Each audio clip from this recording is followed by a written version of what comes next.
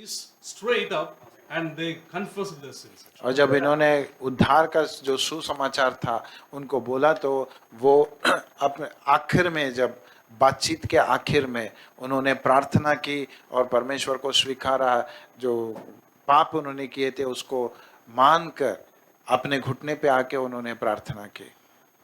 At the end of the confession prayer, जब आखिर में वो प्रार्थना, अंगीकार का प्रार्थना कर रहे थे, one boy, he just requested us to sing a song. The song goes like this. In Tamil we have a song like Sandosham Pongude, Sandosham Enil Pongude. I think Marathi also it is there actually.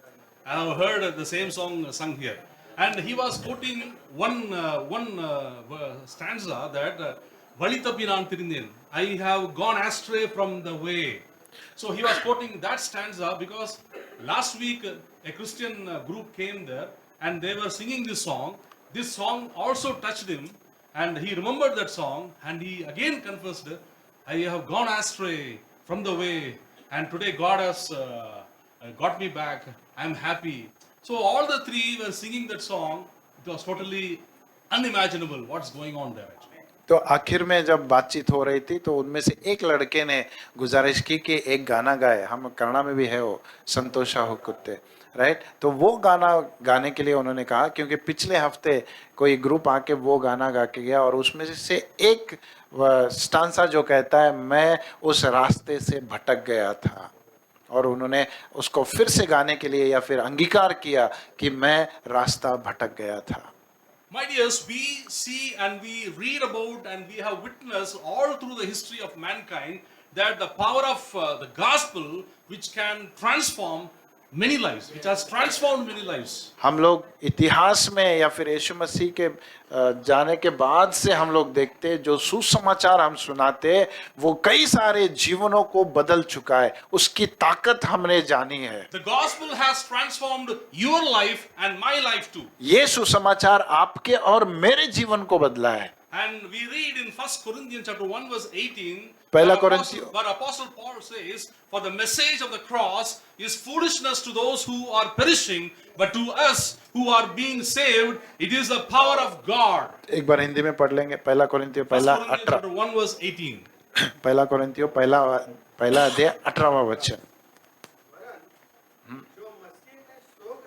जो मसीह में सो गए वे भी नाश हो गए।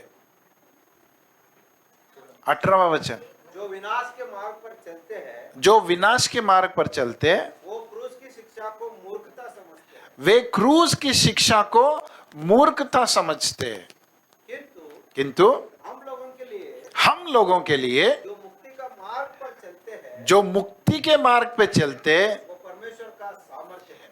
वो सुसमाचार हमारे लिए सामर्थ्य के विषय है।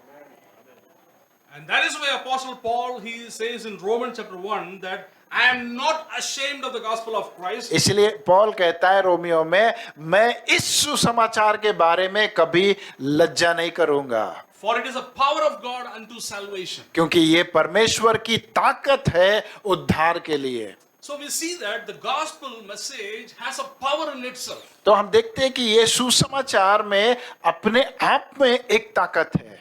That shows the message of the gospel is not a lie, but it is a truth. तो ये दर्शाती है कि क्योंकि ये अपने आप में ताकत रखती है, तो ये दर्शाती है ये झूठ नहीं है, ये सत्य है। Because the message of the gospel is all about Lord Jesus Christ, His birth, His death, His resurrection. क्योंकि ये सुसमाचार में ये विषय है यीशु मसीह के क्रूस पर मारे जाना, उसके गाड़े जाना और उसके पुनरुत्थान के बारे में ये सुसमाचार है। So that is why Lord Jesus Christ, before His ascension, He gave a great commission to the church saying that go therefore and make disciples of all nations. इसलिए यीशु मसीह का आखिरी जो आज्ञा थी वो उसने कहा था दुनिया के अंत तक जाओ और मेरे इस सुसमाचार को प्रचार करो। Because gospel is the only solution for the humanity. क्योंकि मानवता के लिए ये सुसमाचार ही उत्तर है। If you want this world to become a good place to live, The gospel only can do that actually. अगर आप चाहते हैं ये संसार रहने के लिए स्वर्ग जैसे रहे, तो यहाँ पे सुसमाचार ही उसका उत्तर है। Wherever the mission activities have taken place, wherever the missionaries have gone and preached the gospel, there we have seen the lives were transformed. और जहां भी सेवक लोग आते हैं, जो सेवकाई करते हैं, मिशनरी लोग, हम देखते हैं उस जगह पे लोग बदल गए, परिस्थितियां बदल गई और वो पूरा एरिया एक अलग रीति का बन The जाता है। gospel, wherever the gospel is being preached, there we see the power of the Holy Spirit working in the hearts of the people और जहां- in convicting them of their sin, and we see the repentance happens there. जहां भी ये सुसमाचार सुनाया जाता है, वहां पवित्र आत्मा की ताकत काम करते हुए देखते हैं हम लोग, जहां लोग अपने पापों से माफी मांगते, अपने आप में एक शुद्ध जीवन जीने की कोशिश करते हैं। Not only we see these things, my dears, we see we have read so many stories about the mission, the stories on mission, especially when you think about the Jim Elliot and his friends. They have gone, 5 friends, they have gone to Ecuador Island and they met Aka Indians, the very dangerous tribal group. They were cannibals people. And we see that how they went with a passion to win their souls, and finally all those 5 friends were killed by those tribal community. जो सेवकाएं के हुई है पिछले दिनों में, उसमें से एक नाम है जिम एलियट बोल के। वो 5 दोस्तों के साथ एक ऐसे कस्बे में जाता है जहां लोग इंसानों को खाते थे। तो वहां पे जाके उन्होंने सुवार्ता सुनाई या सुसमाचार सुनाए, लेकिन आखिर में यही हुआ कि वो 5 लोग मारे गए। And all these young men who died, और ये जो जवान जो मरे, the very next day in the newspaper, the headlines came, 5 lives wasted. और न्यूज़पेपर में ये लिखा गया था 5 जीवन व्यर्थ हो गए। And one missionary, Jim Elliot, his wife Elizabeth Elliot, and the other friend's sister, they all took courage as a young widows with their kids in their hands.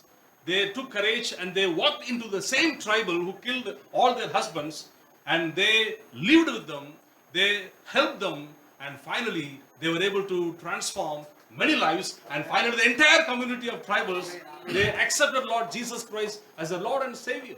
इतिहास कहता है जिन 5 को मारा गया था, और जब हेडलाइन आया कि इनका जीवन व्यर्थ हुआ, तो इनकी जो पत्नियां थी, उन्होंने अपने छोटे छोटे बच्चों को लेके उसी स्थान पर गए जहां इनके हस्बैंड्स को मारा गया था, और वहां इनके साथ में रह के उन्होंने सुसमाचार सुनाते हुए पूरे उस कस्बे को बदल दिया। That you can read it in the book entitled Through the Gates of the Splendor, written by Elizabeth Elliot. Beautiful. एक किताब है द गेट्स ऑफ स्प्लेंडर बोल के, जो इस जिम एलियट की पत्नी ने लिखा है। उस किताब में आपको ये हिस्ट्री मिलेगी। So we see the power of the gospel which can transform even a tribal community. तो हम देखते हैं ये सुसमाचार जो है, जो आदिवासी लोग हैं, उनको भी बदल सकता And है। today that tribal community is having a tribal church with a tribal pastor who is holding the scripture in the hand in their own Aka language. It is called Wadonai language, and they are preaching. And those men who killed these 5 men, and those missionaries' daughter, when they want to take baptism, the baptism was given by the men who killed their father. तो आज की परिस्थिति में अगर देखेंगे, जिन लोगों ने उनको मारा, आज उसी गांव में उसी गांव के लोग कलीसिया बनाकर हाथों में वचन पकड़कर प्रचार कर रहे हैं। और जब ये मिशनरीज की जो बेटियां गई थी वहां पे रहने के लिए, और इनको जब बपतिस्मा लेना था, जिन्होंने उन मिशनरीज को मारा था, वही लोग उनके बेटियों को बपतिस्मा दिया। My dears, what is the reason behind all these transformation happening across the globe? ये सारे बदलाव जो होता है, इसके पीछे का मतलब उद्देश्य क्या है? There we see the accomplishment of the cross of Christ. तो वहां पे हम देखते जो क्रूस पे हुआ उसका संपूर्णता होना। The cross of Christ is not merely a place of suffering.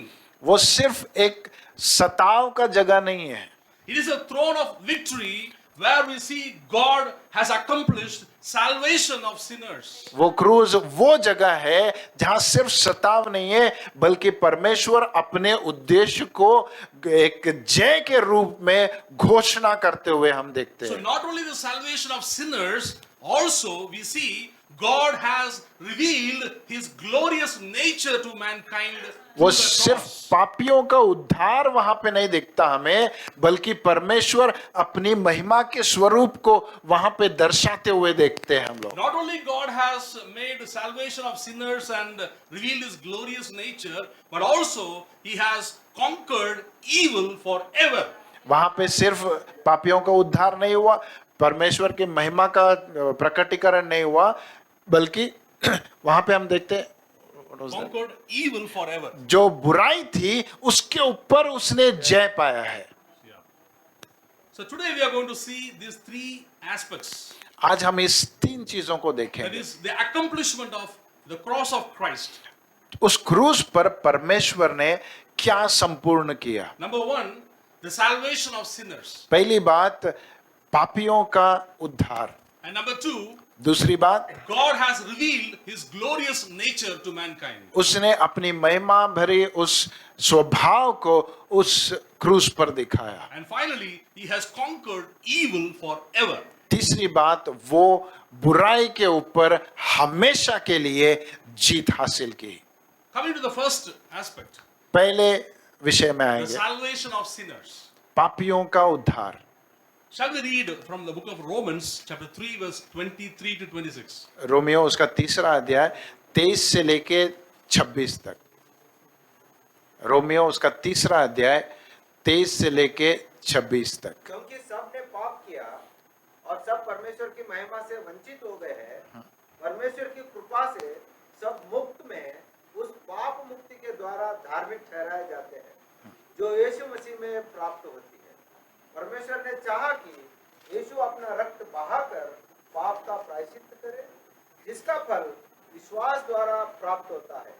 परमेश्वर ने इस प्रकार के अपनी धार्मिकता का प्रमाण दिया, क्योंकि उसने अपनी सहनशीलता के अनुरूप पिछले युगों के पापों को अनदेखा कर दिया था. Here from verse 23 to 26, what we read, यहाँ पे जब हम देखते हैं 23 से लेके 26 तक, in verse 23, we see that for all have sinned and fall short of the glory of God. 23वां वचन कहता है सभी ने पाप किया और उसकी महिमा से महिमा रहित हो गए. Here the scripture very clearly says, for all have sinned, for all have sinned. वचन means वो बहुत ही स्पष्ट कहता है सभी ने पाप किया है. everybody in the world, born in this world, is a sinner. जो भी इस दुनिया में पैदा हुआ है वो पापी है. There is no one who is exempted. All have sinned and fall short of the glory of God means everyone born in this world is a sinner. क्यों किसी को छोड़ा नहीं गया, जो भी पैदा हुआ है सभी ने पाप किया है और परमेश्वर के महिमा के रहित है. And if you come back, the same chapter, reading from verse 10 onwards, वही अध्याय में अगर 10वें अध्याय से पढ़ेंगे, वचन से पढ़ेंगे, there it is saying, as it is written, there is none righteous, no, not one. क्योंकि वहां पे लिखा गया है कोई भी नीतिमान नहीं है, एक भी नहीं है. There is none who understands, there is none who seeks after God. कोई नहीं है जो परमेश्वर को समझता है या फिर उसकी खोज करता है. They have all turned aside, they have together become unprofitable. There is none who does good, no, not one. वो सब रास्ता भटक गए और कोई भलाई नहीं करता, भ्रष्ट हो गए और कोई या फिर कहो सब निकम्मे है. And in verse 12 it says, 12वां वचन कहता है, verse 13 it says, 13वां that वचन कहता है, their throat is an open tomb, with their tongues they have practiced deceit, the poison of asp is under their lips, whose mouth is full of cursing and bitterness. Their feet are swift to shed blood. Destruction and misery are in their ways, and the way of peace they have not known. There is no fear of God before their eyes. 13वां वचन पढ़ लेना. उनका गला खुली कब्र है, उनकी वाणी में छल कपट है और उनके होंठों के तले सांप का विष है. उनका मुंह अभिशाप और कटुता से भरा हुआ है, उनके पैर रक्तपात करने दौड़ते हैं, उनके मार्ग में विनाश है और विपत्ति, वे शांति का मार्ग नहीं जानते और उनके आंखों में परमेश्वर का भय ही नहीं है। And here we see how the humanity and its depravity is clearly mentioned here. तो यहाँ पे देखते हैं कि इंसान कैसा है ये दर्शाया गया है। This verse shows the total depravity of mankind. तो यहाँ पे पूरे मनुष्यत्व का जो स्थिति है उसको बताया गया है। And we see here that there is no any good thing in us. तो यहाँ पे अगर इन बातों को देखेंगे, ध्यान करेंगे तो ये हमें पता चलता है यहाँ पे कोई भी भली चीज नहीं है। Such a crooked and wicked humanity, we see that God has come down to this earth to save us. ऐसे स्वभाव रखने वाले इंसानों के लिए परमेश्वर खुद इंसान बन के उनके लिए मरने आया।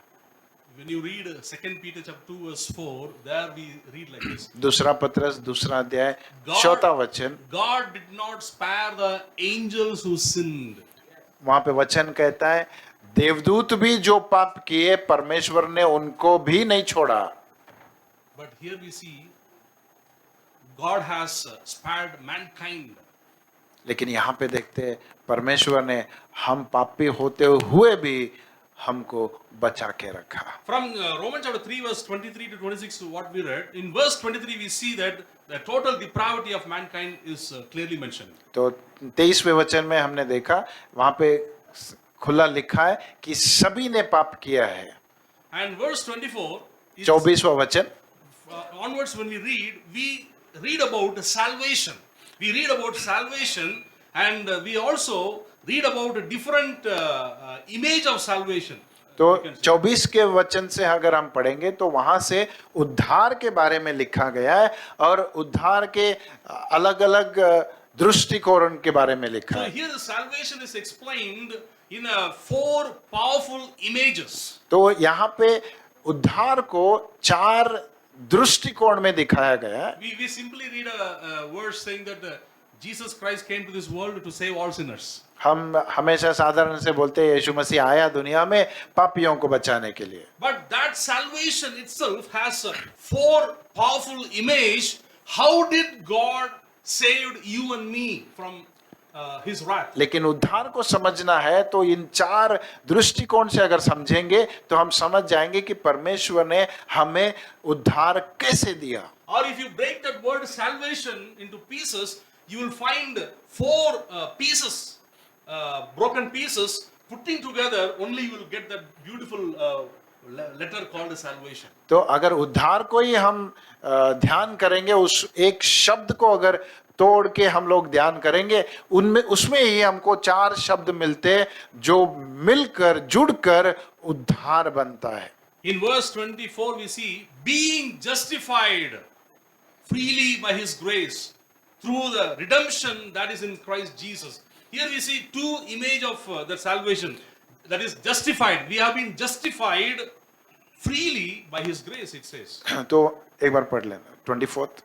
परमेश्वर की कृपा से परमेश्वर की कृपा से सब मुक्त में हाँ उस पाप मुक्ति द्वारा धार्मिक ठहराया जाता है। Okay, justified, I want the word justified, धर्मी ठहराया जाना। No, that is made righteous. Justified मतलब कैसे? कोई और version? Nidhiman, I think, right? नीतिमान is righteousness again. That is our, न्याय, न्याय हित। Okay right, that's justified is न्याय हित, जस्टिफाइड या yeah. हाँ। And then उसके कृपा से 2 चीजें हमें दिखती है। पहली, उद्धार में जो उसकी कृपा है वो दिखती है, और उद्धार में न्याय हित जो परमेश्वर ने हमारी ओर किया है उसको हम देख पाते हैं। And we read a second word about salvation, redemption. Redemption that is in Christ Jesus. और दूसरा शब्द है वहां पे मुक्ति दिलाना। And then we see, we read about verse 25. whom God set forth as a propitiation by his blood through faith. Okay, get me that in In Marathi, I think it is prayaschit. propitiation is okay. परमेश्वर ने चाहा कि हाँ यीशु अपना रक्त बहाकर पाप का प्रायश्चित करे। पाप का प्रायश्चित करे। तो उद्धार में क्या मिलता है हमें? प्रायश्चित भी मिलता है। And there is another beautiful word for salvation, reconciliation. उद्धार के लिए एक और सुंदर सा शब्द है इंग्लिश में, मेल मिलाप करवाना। Yeah, in salvation of sinners, we see all these four beautiful images. तो उद्धार में हम लोग ये चार चीजें अलग अलग रीति से देखते हैं। Propitiation, एक प्रायश्चित, redemption, मुक्ति दिलाना, justification,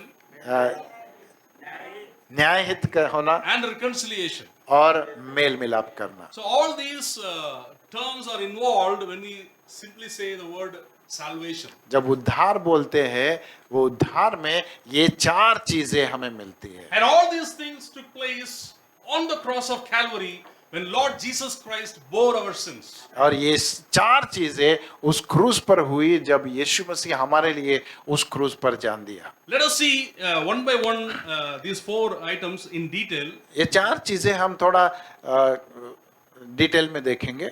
That's why brother in the beginning of his sermon he told I am going to talk on theological part. तो इसलिए भाई ने बोला था कि व्हाट डू यू से थियोलॉजी, आई फॉरगॉट।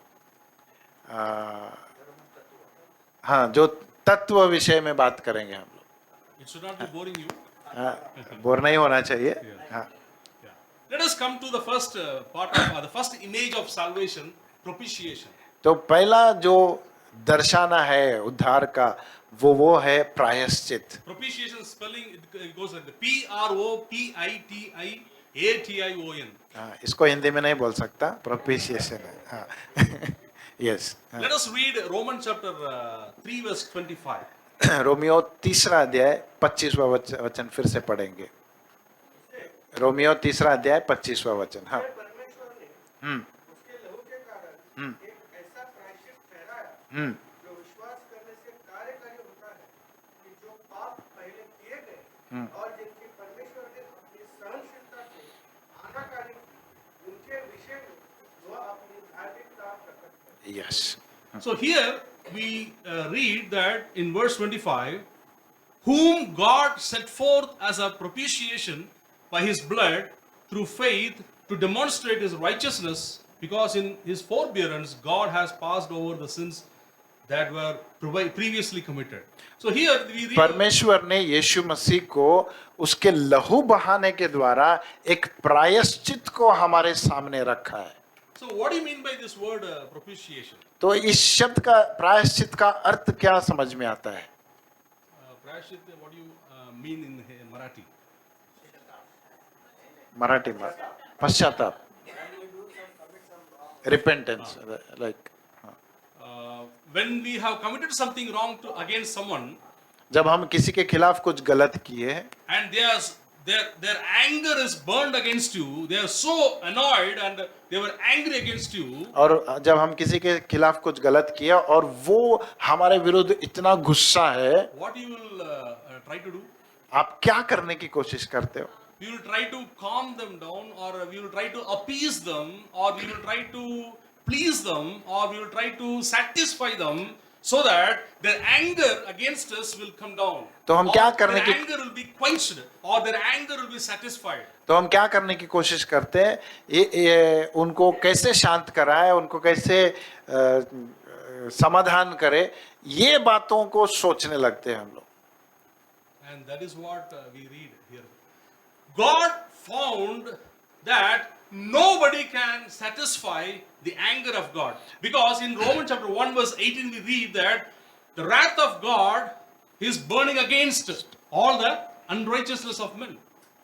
क्योंकि परमेश्वर का वचन कहता है, परमेश्वर जब इंसान के उस स्वभाव को देखता है जो उसके विरुद्ध है, तो परमेश्वर कहता है इनके खिलाफ मेरे हृदय में एक गुस्सा या फिर जो व्हाट डू यू से एंगर, गुस्सा ही है, राइट? गुस्सा जो है इनके खिलाफ मेरे मन में उमड़ता है। And we see the Old Testament, we have seen the wrath of God. और पीछे पुराने नियम में हम परमेश्वर के उस गुस्से को देखते हैं। During the times of Noah, what has happened? नूह के समय क्या हुआ था? We read about a worldwide catastrophe where God has destroyed all mankind except Noah and his family. जब परमेश्वर ने देखा पूरी दुनिया पाप में भर गई थी, परमेश्वर को इतना गुस्सा आया, वो बोला पूरे पृथ्वी को मैं नाश करूंगा सिर्फ नोहा को छोड़ के। And also we read about a city called Sodom and Gomorrah was totally burned into ashes by where we see the fire from heaven came as a sulfur and brimstone and it has burned into ashes all the city. जब परमेश्वर ने सदोम और गोमर के पाप को देखा, Abraham को कहता है इसका पाप स्वर्ग तक आया है, तो उसका गुस्सा ज्यादा हो गया और उसने आग को डाल के उस दोनों शहरों को उसने भस्म किया था। Why God is angry? क्यों परमेश्वर गुस्सा है हमारे खिलाफ? Why God is angry at us? क्यों परमेश्वर हमारे खिलाफ गुस्सा है? Many times when we see some wrong things happening, we may not get angry. Why? Because we also do the same. कई बार जब कोई गलत चीज होती है, हम लोग गुस्सा नहीं होते क्योंकि शायद हम भी वही चीजें कर रहे हैं। Whereas God is not like that. लेकिन परमेश्वर ऐसे नहीं है। God is perfectly holy. परमेश्वर शुद्ध है, परिशुद्ध है। He is just God.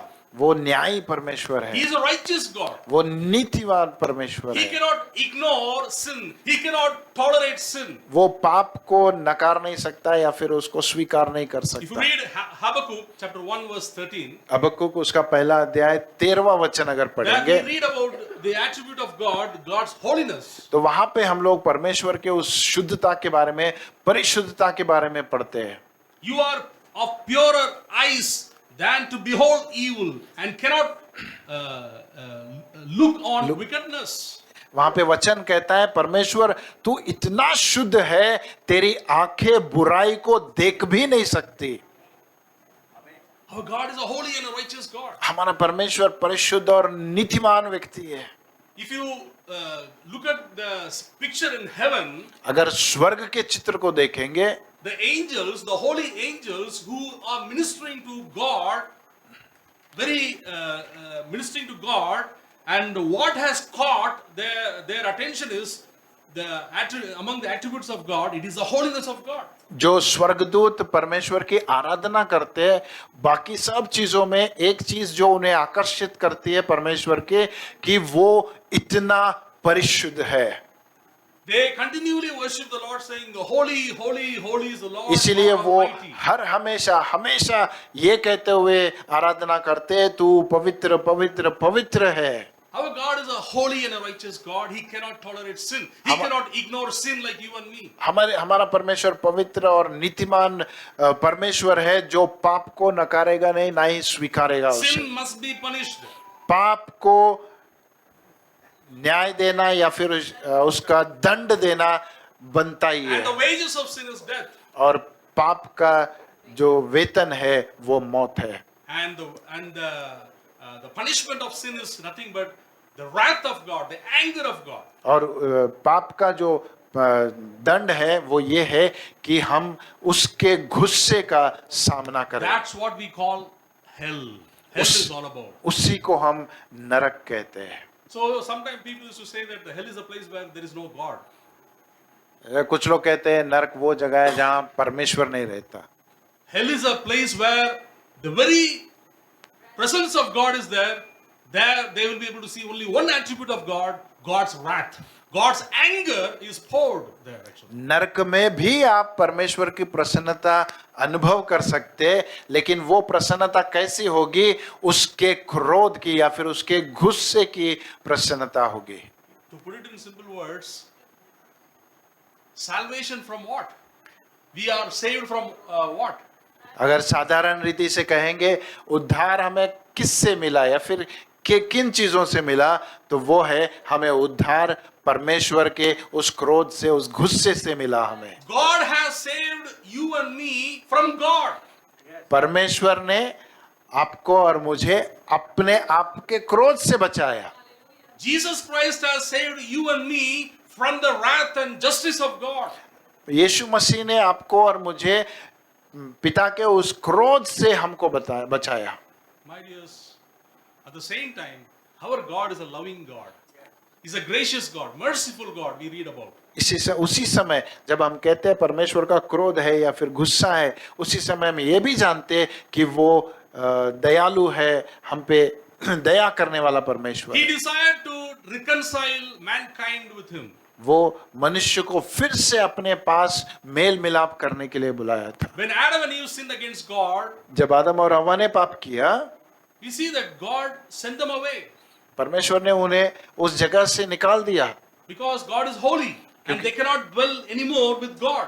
क्योंकि परमेश्वर शुद्ध पवित्र है, वो परमेश्वर के साथ में नहीं रह सकते अभी। And the moment God sent them away, we see that God started taking every initiative to reconcile man with God. हम From that देखते point of time हैं onwards. जब वो पाप किया और परमेश्वर ने उनको बाहर निकाला, उसी समय से परमेश्वर हर एक मौका ढूंढता था कि कैसे मैं उनको वापस लेके आऊं। When as a young Christian, when I read about God has placed the flaming sword to block the way to the tree of life, I was really hurt. Why God has done this? जब इन्होंने अपने जीवन में ये पढ़ा कि जब आदम और हव्वा को बाहर निकाला तो उस जीवन के वृक्ष के सराउंडिंग में एक तलवार को परमेश्वर ने रखा कि कोई उसको छू ना सके, तो बहुत दुख हुआ। Later only I understood that had Adam and Eve gone into the Garden of Eden and ate that tree of life, they would have become eternal sinners. Eternally they would have been sinners like the angels who have fallen. अगर परमेश्वर ने उस झाड़ को या फिर उस वृक्ष को संभाल के नहीं रखता, अगर आदम और हव्वा पाप करने के बाद उसको खा लेते तो वो अनंत काल के लिए पापी रह जाते। And that understanding once again reminded me about the God's great mercy in that. वो blocking चीजें us. परमेश्वर कितना दयालु है कि वो हमें कुछ चीजों से बचा के रखता है, वो ये उसकी कृपा हमें समझ में आती है। But from that point onwards, when we read the scripture from the Old Testament, from the book of Genesis, every initiative God is taking to open the way to the tree of life. वहां से जब उस पाप होने के बाद जब से देखते हैं, परमेश्वर ने हर एक रास्ता बनाया हमारे लिए ताकि हम उसके पास वापस आके उस जीवन का वृक्ष का फल खा सके। The entire story of the Bible is all about restoring the paradox which was lost. पूरा बाइबल का मतलब सारांश अगर कहे तो हम ये जानते, परमेश्वर हमें फिर से जो हमने खोया उसको वापस देने में The लगाया। paradise which was lost, God restores it, and that is the entire story of the Bible. पूरा कहानी बाइबल का ये है कि परमेश्वर ने हमें वो चीजें लौटा देना चाहता है जो हमने खोई है। God choosing Abraham, one man, from him God made one nation so that the Savior can come to save mankind from sin. So we see every story we read in the scripture, it is reaching to the culmination of the salvation of mankind. तो परमेश्वर ने जो कुछ भी किया, जैसे Abraham को चुना और उस एक व्यक्ति के द्वारा पूरे जनांग को बनाया जो उसके लिए अलग से रहेंगे, जो वो देना चाहता है, वो सारी चीजें अगर देखेंगे, सारी चीजें हमें एक ही ओर लेके जाती है कि परमेश्वर हमें फिर से उससे मेल मिलाप करवाना चाहता है। And God, in order to save mankind from sin, in order to save them from his holy wrath, he found only Jesus Christ is able to satisfy his anger. तो परमेश्वर ने जब देखा कि मेरे गुस्से को कौन ठंडा कर सकता है या फिर उसको शांत कर सकता है, तो इंसान में से कोई नहीं मिला, लेकिन उसको अपने बेटे यीशु मसीह में वो व्यक्ति मिला। And that's what we read in verse 25. Whom God set forth as a propitiation by his blood through faith. इसीलिए उस 25वें वचन में कहता है कि परमेश्वर ने यीशु मसीह को उसके लहू बहाने के द्वारा उसको प्रायश्चित के रूप में हमारे लिए दर्शाया। And the blood of Lord Jesus Christ, which was shed on the cross of Calvary, was able to satisfy God's anger. वो लहू जब यीशु मसीह ने उस क्रूज पर बहाया, वो लहू बहाने से परमेश्वर का क्रोध हमारे लिए शांत हो गया। Because Jesus Christ lived a sinless perfection on this earth. क्योंकि यीशु मसीह एक ही व्यक्ति था जो पाप रहित जीवन जिया। He was tested like you and me. He was tempted like you and me. वो But आप- yet without sin. हमारे तरह ही उसको भी शोधनाएं आए, उसको वो भी टेम्पटेशन से गुजरा, लेकिन उसने पाप नहीं किया। And he was very stubborn and very firm till the end of his mission. He never gave up. He obeyed the perfect will of God. Even in the Garden of Gethsemane, we see that, Father, if it is possible, let this cup pass from me. But not as my will, but let thy will be done. जब वो शोधनाएं आए तो हम देखते हैं यीशु मसीह अपने जीवन के आखिरी क्षण तक जो भी परमेश्वर ने कहा था उसको संपूर्ण रीति से वो पालन किया। हाँ, थोड़ा गेत्सेमनी में कुछ समय तक ये ऐसे बोला, अगर हो सके तो इस प्याले को निकाल दे, लेकिन फिर से कहता है मेरी इच्छा नहीं बल्कि तेरी इच्छा When पूर्ण हो। brother was presenting about the physical aspect of the suffering of Christ Jesus, I was not able to even grasp. It was so unfathomable, I can say. The suffering of Christ is so difficult to grasp. So much suffering, which we cannot describe with a few words. And Christ was able to endure all those suffering, and he was able to go through the path of suffering till the end. He was able to accomplish, and he was able to say a word, it is finished. यीशु मसीह अपने आखिरी सांस तक, जब उसको पता था मैं किस तरह के उस सताव से जाऊंगा, किस तरह से उस टॉर्चर से जाऊंगा, लेकिन फिर भी उसने अपना मुंह नहीं मोड़ा या फिर पीछे नहीं हटा, बल्कि सारी चीजें सहते हुए उसने पिता के इच्छा को पूर्ण किया। Let's read 1 John chapter 2 verse 2. पहला यूहन्ना 2 अध्याय और 2 वचन पढ़ेंगे। He is a propitiation of our sins, and not only for ours only, but also for the sins of the whole world. पहला यूहन्ना 2 अध्याय 2 वचन। और वही हमारे पापों का प्रायश्चित है, और केवल हमारे ही नहीं वरन सारे जगत के पापों का भी है। Yes. And 1 John chapter 4 verse 10 also will read. पहला यूहन्ना 4 अध्याय 10वां वचन भी पढ़ेंगे। प्रेम इसमें नहीं कि हमने परमेश्वर ने प्रेम किया, पर इसमें है कि उसने हमसे प्रेम किया और हमारे पापों के प्रायश्चित के लिए अपने पुत्र को भेजा। Yes. So here we read, this is love. Well, it says that not that we loved God, but that He loved us. How? He sent His Son as a propitiation for our sins. ये प्रेम है कि हमने उससे प्रेम नहीं किया बल्कि उसने हमसे प्रेम किया, और उसका प्रेम कैसा था कि उसने अपने इकलौते बेटे को हम प्रायश्चित बना के भेजा। What a loving and merciful God He is. कितना प्यारा और करुणा में हमारा परमेश्वर है। And what a wonderful Lord Jesus, that He voluntarily He took upon Himself the penalty of our sins. और कितना अच्छा हमारा यीशु मसीह जो अपने आप को समर्पित किया।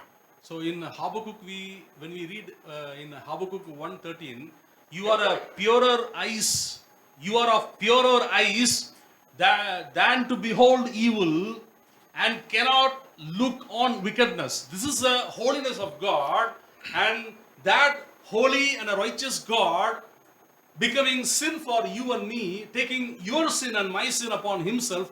Can we imagine? Can we try to understand how it is possible?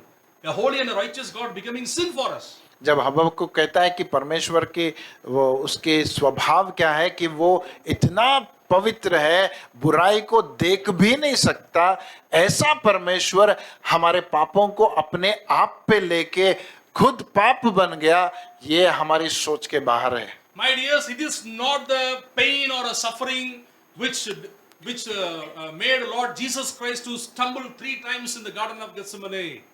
It is the holy and righteous God becoming sin for humanity, and it is the holy and the wrath and justice of God is going to be poured upon Lord Jesus Christ while he was hanging on the cross of Calvary.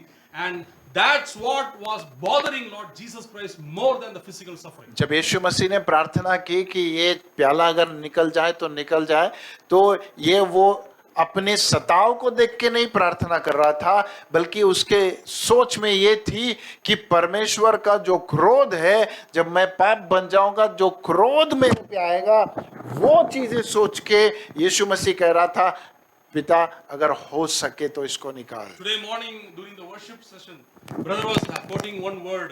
He opened not his mouth from the book of Isaiah. हमने यशायाह में पढ़ा कि वो अपना मुंह नहीं खोला। When Jesus Christ was passing through all physical suffering, he opened not his mouth. जब यीशु मसीह इस पूरे सताव में से गुजर रहा था, वो अपना मुंह नहीं खोला। When he was made to stand before the temple police, when they were punching on his face and spitting on his face, and when they were pulling his beard, जब वो He was silent. यीशु मसीह वो सिपाहियों के सामने खड़ा था, जब वो उसे मार रहे थे, उसके ऊपर थूक रहे थे, उसकी दाढ़ी खींच रहे थे, तब वचन कहता है वो एक बात भी नहीं, अपना मुंह नहीं खोला। when Herod the king was making a mockery of Lord Jesus Christ by offering him the king's robe, जब Lord Jesus Christ was silent. Herod उसका मजाक उड़ा रहा था कि तू कहता है तू राजा है तो ये ले राज वस्त्र पहन, बोल के मजाक कर रहा था, तब भी उसने अपना मुंह नहीं खोला। He did not retaliate nor revile in return. He वो- was silent altogether. वो कभी फिर से क्या बोलते हैं उसको, रिटर्न में कुछ नहीं बोला उसने। When the Roman soldiers were abusing Lord Jesus Christ by scourging his back, and as brother described, it is so terrible, with the terrible lacerations and terrible scourgings on his back, which has exposed even some of his internal organs, and the ribs were exposed. जब उस Even during such a cruel scourgings, we see nowhere we read that Jesus Christ cried or screamed or he shouted or threatened anyone. हम लोग देखते हैं कि जैसे भाई explain कर रहे थे कि कैसे मारा जाता था, कैसे चाबुक से मारा जाता, उन सारे समय में उसको जितना भी दर्द हुआ, हम कहीं भी नहीं पढ़ते कि यीशु मसीह ने वापस चिल्लाया किसी पे या फिर गुस्सा हो गया। नहीं, उसने अपना मुंह नहीं खोला। But he lost his silence when the sin of whole humanity was imputed upon him on the cross of Calvary, and the darkness covered the whole earth. And when Lord Jesus Christ looked at his Father has hidden his face, which he was not able to bear it. Why? Because the holy wrath and justice of God was poured upon him, and Father has hidden his face because his Son has become sin for humanity. His eyes cannot see, his eyes cannot behold the evil. And here Jesus Christ became sin for you and me. Your sin and my sin which we have committed, all the sins we inherited from our forefathers have been imputed upon our Lord Jesus Christ. And that's why Father has hidden his face, and Jesus Christ lost his silence, and he was crying saying, my God, not my Father, my God, why have you forsaken me? जब यीशु मसीह उस क्रूस पर था, जब परमेश्वर का क्रोध हमारे और आपके पाप जो उस पे लादे गए थे, उसके वजह से जो क्रोध परमेश्वर का उस पे आया और परमेश्वर ने अपना चेहरा उससे ढक लिया, तब यीशु मसीह चुप नहीं रह सका, तब चिल्लाता है, हे परमेश्वर क्यों तूने मेरा त्याग किया। My dears, how this propitiation works, ये पश्चाताप कैसे काम करता है? it involves substitution. वो बदलने की स्थिति में हम लोग प्रस्तुत करते हैं उसे। As we read in verse 25, that whom God set forth as a propitiation, that means God has made his only begotten Son Jesus Christ to stand in our place. तो ये पश्चाताप कैसे काम करता है? ये अदला बदली के रूप में काम करता है। जहां पे हमको होना चाहिए था, परमेश्वर पिता ने अपने पुत्र को खड़ा किया वहां पे। Then he made his Son to bore our guilt. तो उसने अपने बेटे को हमारा अपराध मनोभाव जो है उसको डाला, उस पे डाला। which we read in Isaiah chapter 53 verse 5 and 6. यशायाह उसका 53 5 और 6 वचन में हम Can लोग you read? पढ़ लेंगे एक बार। यशायाह उसका 53 5 और 6। वह हमारे ही अपराधों के कारण घायल किया गया, वह हमारे अधर्म के कामों के हेतु कुचला गया, हमारी ही शांति के लिए उस पर काटना पड़ेगा कि उसके कोड़े खाने से हम चंगे हो जाए। हम तो सबके सब भेड़ों की नाई भटक गए थे, हम में से हर एक ने अपना अपना मार्ग लिया, और यहोवा ने हम सबों के अधर्म का बोझ उसी पर लाद दिया। Yeah. He bore our guilt. उसने हमारे अपराध मनोभाव को उसने अपने ऊपर लिया। And the second aspect, we see that he was facing the wrath of God. और दूसरी बात हम देखते हैं वो परमेश्वर के उस क्रोध का सामना कर रहा That we था। read in Romans chapter 5 verse 9. Romeo उसका 5वां अध्याय 9वां वचन में पढ़ते हैं हम लोग। पढ़ेंगे रोमियो 5वां अध्याय 9वां वचन। तो जबकि हम अब उसके लहू के कारण धर्मी ठहरे, तो उसके द्वारा क्रोध से क्यों न बचे। Yes. Yeah. So here we see that Jesus Christ, he stood in our place as a propitiation for our sins, and that's why today we are guilt free. इसलिए हम देखते हैं कि यीशु मसीह ने हमारी जगह ली, इसलिए आज हम उस अपराध मनोभाव में नहीं जीते बल्कि उससे खुलकर जीते हैं। That's why today the children of wrath has become the children of God. इसीलिए आज जो क्रोध के लायक थे आज परमेश्वर के बच्चे जैसे जी रहे हैं। Therefore, Jesus Christ's death on the cross is not just a martyrdom, or it is not some tragic end of Jesus Christ. तो इसलिए क्रूस की मौत एक कोई ऐसे दुखदायी खत्म कहानी नहीं है। It was something, a divine transaction which was taking place on the cross, where Jesus Christ, he paid our penalty. He paid praise for us. ये परमेश्वर की योजना थी कि वहां पे उस क्रूस पे एक अदला बदली हो हमारे लिए। We cannot pay such praise. ऐसी उसका ऐसा दंड हम नहीं पा सकते। And that's why God has set forth Christ Jesus as a propitiation. इसलिए परमेश्वर ने अपने खुद के बेटे को प्रायश्चित के रूप में उस क्रूस पर टंगाया। And the second aspect of salvation, or the second image of salvation, उद्धार का दूसरा दृष्टिकोण it is redemption. वो है मुक्ति। What do you mean by redemption? मुक्ति का मतलब क्या है? Yeah, छुटकारा। yeah. Some payment is involved, isn't it? Yeah, some payment is involved. कुछ मूल्य इसमें है। Once I went to a hotel to have food. एक होटल में Thinking चले गए that खाना खाने I के, had money with me ये सोच के कि मेरे पास पैसे है, ऐसे सोच के मैं होटल में when चला I गया was a student. जब ये स्टूडेंट थे। But after half eating only, I come to know that my money is not there actually. आधा खाने के बाद याद आया, फिर चेक किया तो पैसे नहीं थे। Thank God that my senior guy was also in the same hotel, having some cup of tea. Then I requested him, please pay my bill also, or else they will make me to grind for flour for idli dosa.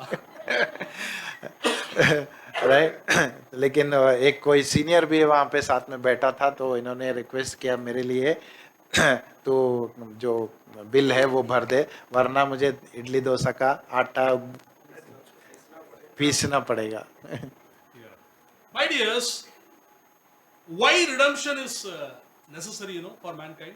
मुक्ति क्यों जरूरी बन जाता है इंसान के लिए? Because the entire humanity is in spiritual slavery. क्योंकि पूरा मानवता पाप के अधीन में है, Because of sin. पाप के कारण। The moment Adam and Eve sinned against God, because of the disobedience to obey one commandment, we see that they have plunged the entire humanity into slavery of sin. जब आदम और हव्वा ने एक आज्ञा न मान के पूरे मानवता को इस परमेश्वर के विरुद्ध खड़ा किया। And in Galatians chapter 3 verse 13 we read, गलेसिया उसके तीसरे अध्याय 13वें वचन में कहता है, we are under the curse of the law. क्योंकि हम व्यवस्था के उस शाप के नीचे है। Because all that is written in the law, we cannot keep it. क्योंकि व्यवस्था में जो भी आज्ञा है हम उसका पालन नहीं कर सकते। We are not able to obey all that is written in the commandments. उसमें जो कुछ भी लिखा है हम सब पालन नहीं कर And when we सकते। disobey, all the curse mentioned in the law as the consequences of sin और जब will be on us. व्यवस्था का पालन नहीं कर सकते, जो न करने का दंड है या फिर शाप है, हम उसके नीचे आ जाते हैं। In John's Gospel chapter 8 verse 34, Lord Jesus says, यूहन्ना 8:34 में कहता है, whoever commits sin is slave of sin. जो भी पाप करता है वो पाप का दास बन जाता है। So we are enslaved to sin and we are habitual sinners and we keep sinning. तो इसीलिए हम पाप के दास है और इसीलिए पाप करते रहते हैं। We are born sinners and we are habitual sinners and we see that we have a sinful nature in us which we are slave to it. हम पैदा ही हुए पाप में, हम में पाप का स्वभाव है और हम पाप करते ही रहते हैं और पाप का स्वभाव हम में है। The problem of the whole world is a problem of every individual human heart. The heart of all the problems of the world is a problem of sin which is inside the heart. दुनिया का सबका एक ही समस्या है, वो है उनका हृदय, और हृदय में क्या है? पाप है, और पाप ही सारे दुनिया का जड़ बन जाता है, बुराई का जड़ बन जाता है। So we see that we are enslaved to sin. तो हम देखते हैं कि हम पाप के अधीन में हो गए। And in Colossians chapter 1 verse 21 we read, कोलोसियों पहला 21वां कहता है, we are alienated from God. हम परमेश्वर से अलग किए गए हैं। So we are alienated from God. We are far away from God. हम परमेश्वर से दूर हो गए या फिर अलग किए गए, We were living a godless life. क्योंकि हम पाप में जीवन जीते थे। And in Romans chapter 6 verse 23 we read, Romeo 6:23 कहता है, we are subject to death and condemnation. पाप में जीते इसलिए हम मरण और दंड के लायक है। Romans 6:23 says, for the wages of sin is death. पाप का जो वेतन है वो मौत है। This is a universal condition of mankind. ये दुनिया का या फिर इंसानियत का स्थिति है। Whole humanity is in spiritual slavery. सब पूरे इंसान जो पाप के अधीन में है। That's why Paul in Romans chapter 3 verse 23 says, for all have sinned and fall short of the glory of God. इसलिए रोमियो 3:23 में पौल कहता है, सभी ने पाप किया और परमेश्वर की महिमा से रहित हो गए। No human efforts or no good deeds you did or your parents did or any kind of religious rituals like going and having a holy dip in the holy rivers is not going to save you. तो इसीलिए इंसान की कोशिश जो कुछ भी हो, अच्छाई हो, बुराई हो, भलाई हो, आप जो भी करते हैं आपको पाप से मुक्ति नहीं दिला सकती, Redemption of mankind requires a divine intervention. क्योंकि जिसके खिलाफ तुमने पाप किया उस पाप से अगर मुक्ति पानी है तो जिसके खिलाफ पाप किया उसका इस पाप को निकालने में, मुक्ति दिलाने में उसका हाथ होना जरूरी है। Because God who says there is no remission of sins without shedding of blood. क्योंकि वो परमेश्वर जिसने कहा है लहू बहाने के बगैर पाप का निवारण नहीं होगा। And we see that only the blood of Lord Jesus Christ was able to pay the ransom to redeem you and me. इसलिए हम देखते हैं सिर्फ यीशु मसीह का जो पवित्र लहू है, पाप रहित लहू है, सिर्फ वो लहू में ताकत है कि वो हमें पाप से मुक्ति दिलाए। Even the blood of goats and bulls which we see in the Old Testament in the temple sacrifice they offer, any amount of sacrifices could not cleanse mankind from sin. हम जैसे पुराने नियम में देखते हैं परमेश्वर खुद कहता है कि जानवरों का जो लहू है वो सिर्फ हमारे पापों का मुक्ति नहीं दिला सकता। It was giving some temporary solution. वो सिर्फ ऐसे थोड़ी देर के लिए जो काम आता है, या फिर कहते हैं पाप सिर्फ छुपाया जाता था, इसीलिए वो लहू। And again and again and again they have to repeat the same. और इसको हर साल हर बार तुम पाप करते हो, जाके उसको फिर से बलिदान देना पड़ता Whereas था। we see that Lord Jesus Christ, sinless Lord Jesus Christ, his sinless precious blood was paid as a ransom for many of us, every one of us, and that's how we have been redeemed. लेकिन जब देखते हैं कि पाप रहित लहू जब यीशु ने हमारे लिए बहाया, वो एक ही बार के लिए था। अब कोई बलिदान देने की जरूरत नहीं है, कोई कुछ करने की जरूरत नहीं है, क्योंकि उसने अपने लहू के द्वारा हमें उस पाप से मुक्ति दिलाई है। If you read in the New Testament, you will find that Jesus Christ alone was able to redeem mankind from sin.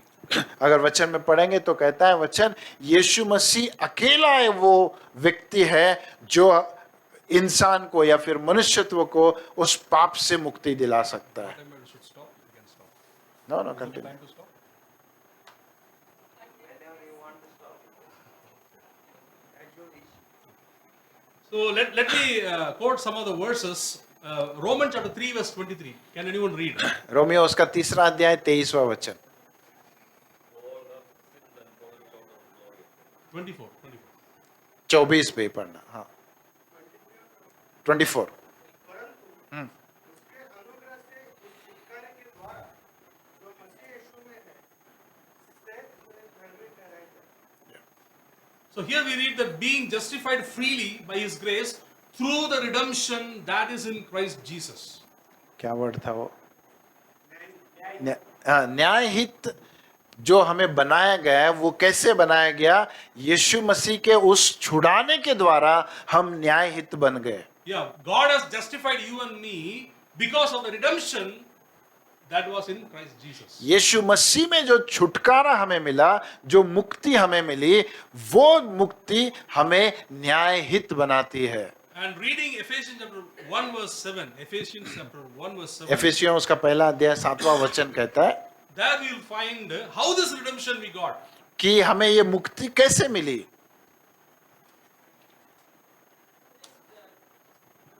Can you quote that once again? Ephesians chapter 1 verse 7. एफेसियों उसका पहला अध्याय 7वां वचन। In whom we have redemption through his blood, the forgiveness of sins, according to the riches of his grace.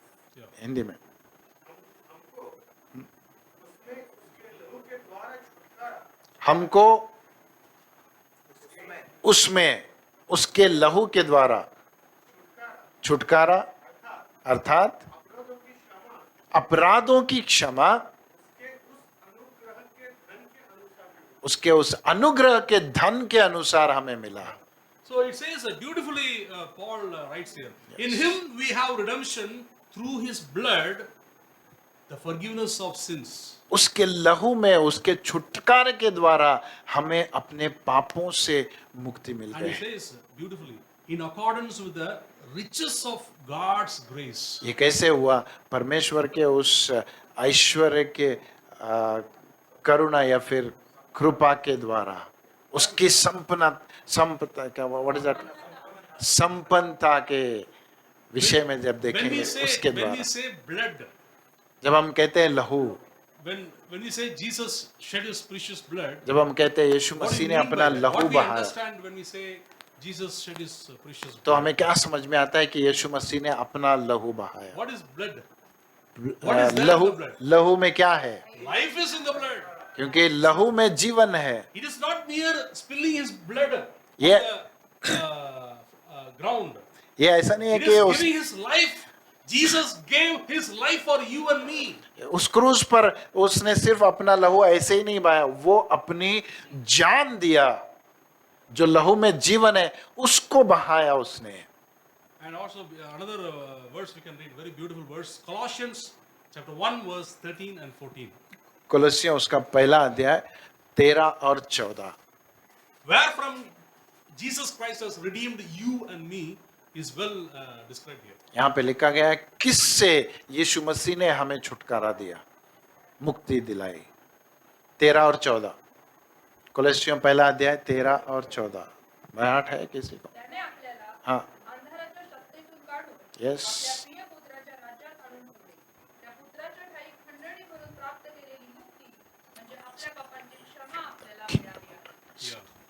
So here we read that he has rescued us from the domain of darkness and brought us into the kingdom of his beloved son, in तो आप- whom we have redemption, the forgiveness of sins. यहाँ पे देखते हैं परमेश्वर कहता है कि उसने हमें अंधकार के उस राज्यत्व से निकाल के अपने बेटे के उस राज्य में लेके आया। So we were slave to Satan. तो हम शैतान के अधीन में थे या फिर दास थे, And Christ's death on the cross disarmed Satan. और उस क्रूज पे यीशु मसीह का मरना शैतान को उसके ताकतों से या फिर उसके आयुधों से उसको निकाल दिया।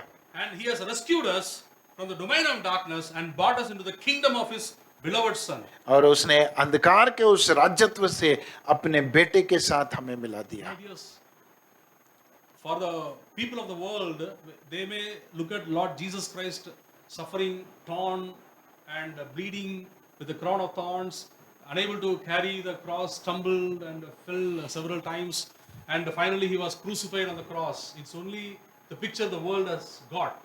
But what picture we get when we read from the scripture, it is a great transaction which is going on where God, Lord Jesus Christ, redeemed us, and he has been made as a propitiation for you and me, as an atonement for you and me, and he has justified us by declaring that we the sinners are righteous, and he has reconciled man with God. So many things have took place on the cross of Calvary behind the scene, जब which cruise is को invisible. Cruise को जब देखते हैं हम यीशु मसीह को खून में लथपथ मारा हुआ या फिर हारा हुआ ऐसे लगता है, दुनिया के लिए वो हारा हुआ लगता है, लेकिन अगर वचन के द्वारा परमेश्वर की योजना के द्वारा अगर हम देखेंगे तो उस स्थिति में परमेश्वर पाप के ऊपर, हमारे पापों के ऊपर, हमारी मुक्ति के लिए परमेश्वर अपनी जय की घोषणा कर रहा था। And finally, one more verse I would like to write regarding redemption. 1 Peter chapter 1, verse 18 and 19. पहला पत्रस उसका पहला अध्याय 18 और 19वां वचन।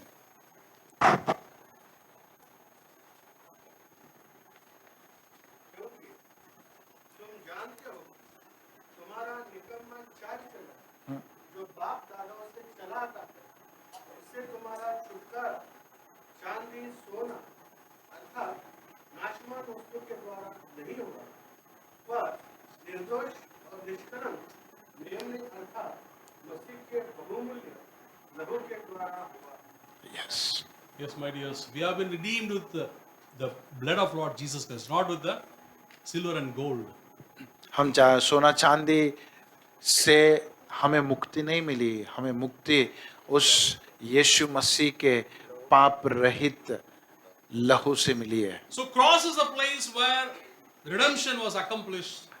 तो क्रूज वो जगह है जहां पे हमें मुक्ति मिली। How Lord Jesus Christ took upon himself our sin, our shame, our curse and our death upon himself. क्योंकि क्रूज पर यीशु मसीह ने हमारे पाप उस पर लिए, हमारा शाप उस पे लिए, हमारी जो लज्जा थी वो उसने अपने ऊपर लिया और हमारे लिए हमको छुड़ाया, So that we can receive his righteousness, his honor, his blessings and ultimately the eternal life.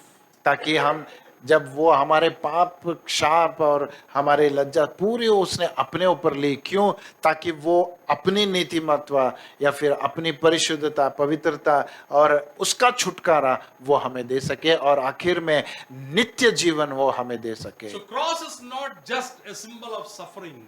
तो क्रूज सिर्फ सताए जाने का एक चिन्ह नहीं है, It is a symbol of victory. वो जय का भी चिन्ह बन It is जाता a है। transaction point of our liberation. वो and ऐसी freedom. जगह बन जाता है जहां अदला बदली होती है स्वातंत्र के लिए।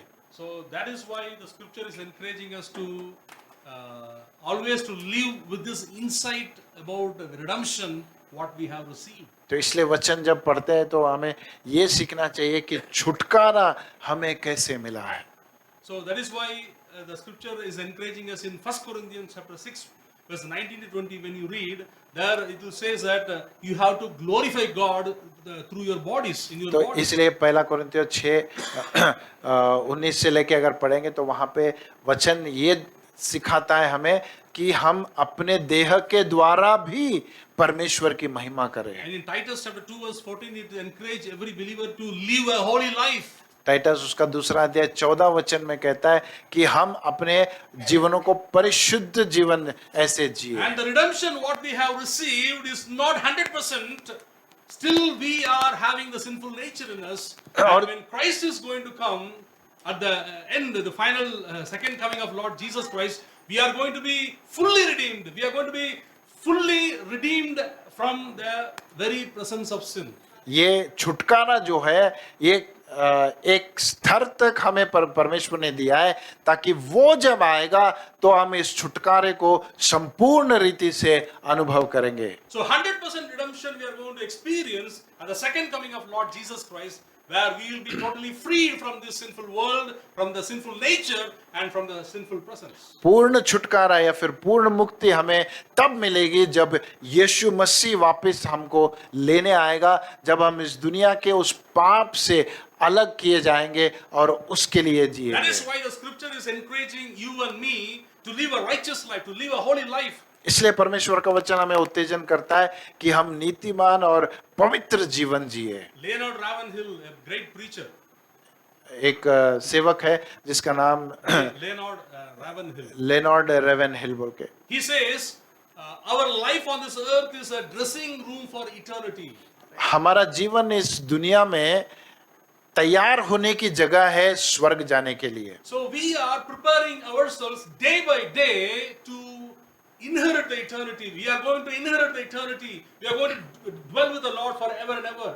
Are we preparing each and every day? तो Are हम- we growing in holiness? हम अपने आप को इस जगह पे हमें तैयार करना है, हमें उस जगह पे जाने के लिए जहाँ जहाँ जिस रीति से जीना है हमें यहीं पे तैयार होना है। तो हमें प्रश्न करना है अपने आप से, क्या मैं अपने आप को वहां जाने की तैयारी कर रहा हूँ। In Romans chapter 8 verse 23, if you read, Romeo उसका 8 और 23 का वचन कहता है, there it is giving us an assurance of the future glorification. We are going to be glorified. आने वाले जीवन के महिमामय जीवन के बारे में Read that verse. वो एक 8:23. रोमियो 8:23। और केवल वही नहीं पर हम भी जिनके पास आत्मा का पहला फल है आप भी अपने में ठहराते हो और लेप पालक होने की अर्थात अपने देह के छुटकारे की बात करते हैं। Yeah. And can you read 19 and 20 also?